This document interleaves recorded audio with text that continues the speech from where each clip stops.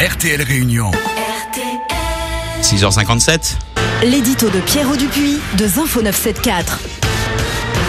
C'est la rentrée sur RTL Réunion et côté programme, il y a de la nouveauté. Bonjour Pierrot Dupuis. Bonjour Thibaut, bonjour à tous. Alors Pierrot, nous allons vous retrouver tous les matins de la semaine à 6h57 pour votre édito, c'est cela ? Oui, c'est bien cela Thibaut, et sans plus tarder, je propose ce matin de revenir sur la problématique de l'alerte rouge. Berguita n'est plus qu'un mauvais souvenir, mais la saison cyclonique est loin d'être terminée. Va probablement se reposer pour le préfet la question de savoir s'il doit ou pas instaurer l'alerte rouge. Berguita a accumulé toutes les problématiques que peut redouter un préfet pour prendre une décision qui soit comprise et acceptée par la population. Alors que le principal critère retenu pour l'alerte rouge est la force des vents, Berguita, paradoxalement, a été un cyclone peu venteux et surtout pluvieux.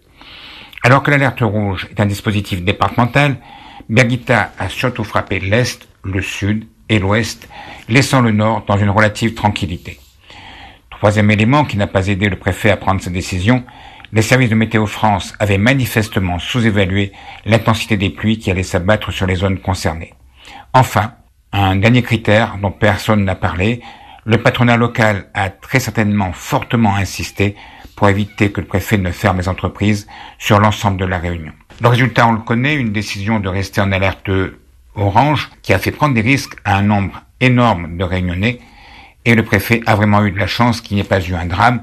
Juridiquement peut-être, mais moralement de façon certaine, sa responsabilité aurait pu être engagée. Alors quelle solution pour l'avenir ? Il faut impérativement que l'on profite des assises risques de juin et peut-être même de celles de l'outre-mer pour envisager une alerte rouge, forte pluie. Mais aussi et surtout que l'on ne se focalise pas sur la seule faute du préfet, même si celle-ci est certaine. Les maires ont également le pouvoir de police dans leur ville. Qu'est-ce qui a empêché les maires de Petite-Île, de Saint-Pierre, de l'Étang Salé, de Saint-Louis, de Saint-Paul, pour ne parler que d'eux, de copier leurs collègues du Tampon et de Saint-Leu en interdisant la circulation sur le territoire de leur commune s'ils pensaient qu'il y avait un risque réel. C'est un peu facile de taper sur quelqu'un qui est énarque, qui vient de loin. Parfois, les responsables sont sous nos yeux et on ne les voit pas.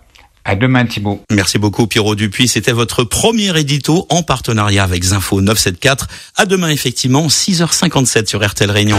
Mais quelle impertinence! L'édito de Pierrot Dupuis de Zinfo 974.